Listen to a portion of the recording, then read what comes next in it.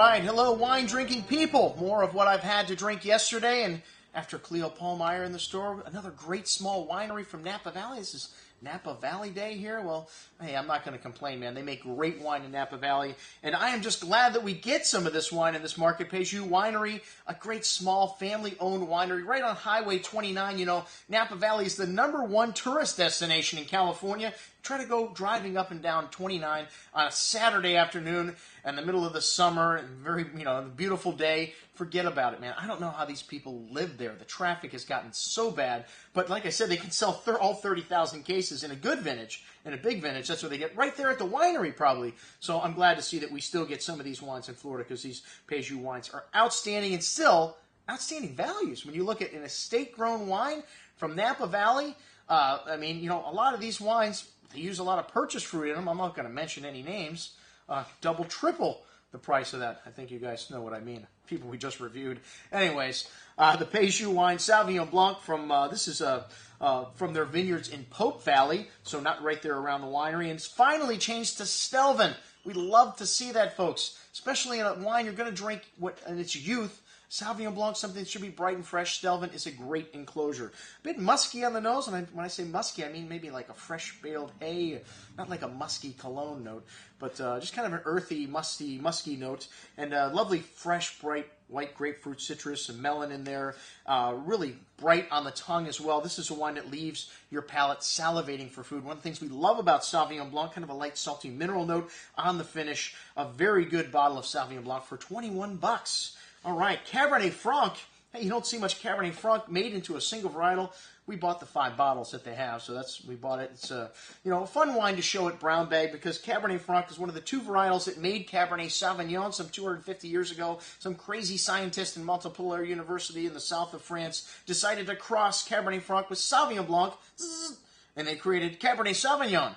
All right, well, that's one of the reasons Cabernet has this dark and tannic structure. Cabernet Franc does. There's 10% Cabernet Sauvignon in the blend here. They've got 3 different vineyards, 8 acres in Calistoga and some in Pope Valley as well. This wine has a lovely dark cocoa and spice to the nose, blueberry and blackberry fruits, lovely forward fruit on the nose. There are only 800 cases produced, dark spices, violet notes, really exotic, complex bouquet, and very hard to make. A single varietal Cabernet Franc, I already mentioned that. Sarah Fowler, the winemaker, obviously doing a very good job. She's been here since 2006 with this varietal. The family bought the property in '82, so they've been doing this for a while also. They know what the heck they're doing by this time.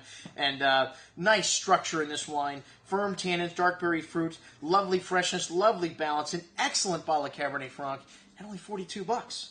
All right, the Merlot was up next, and this has got a lovely dark plum and red cherry fruit to the nose. It's a blend of Merlot with 3% Cabernet Sauvignon, 2% Petit Verdot, and a bit of Zinfandel.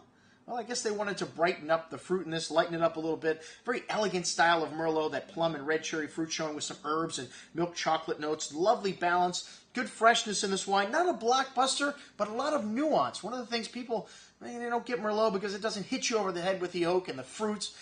This wine's got a nice long finish, and I think it's going to last for a while. It's got lovely balance. An excellent bottle of Merlot. Sorry, no Cabernet, but they did give us one of the weirdest things that I've tasted in a long time.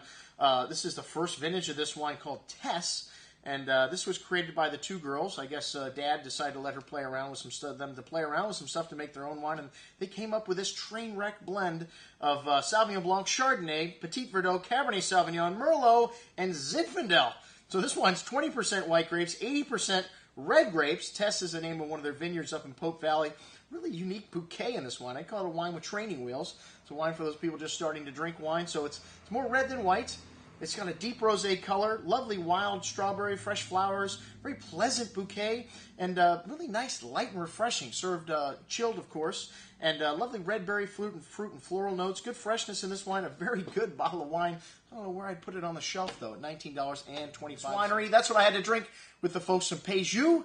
I'm your host, Andrew Lampisoni, signing off for the Wine Watch, saying, remember, always drink the good stuff first.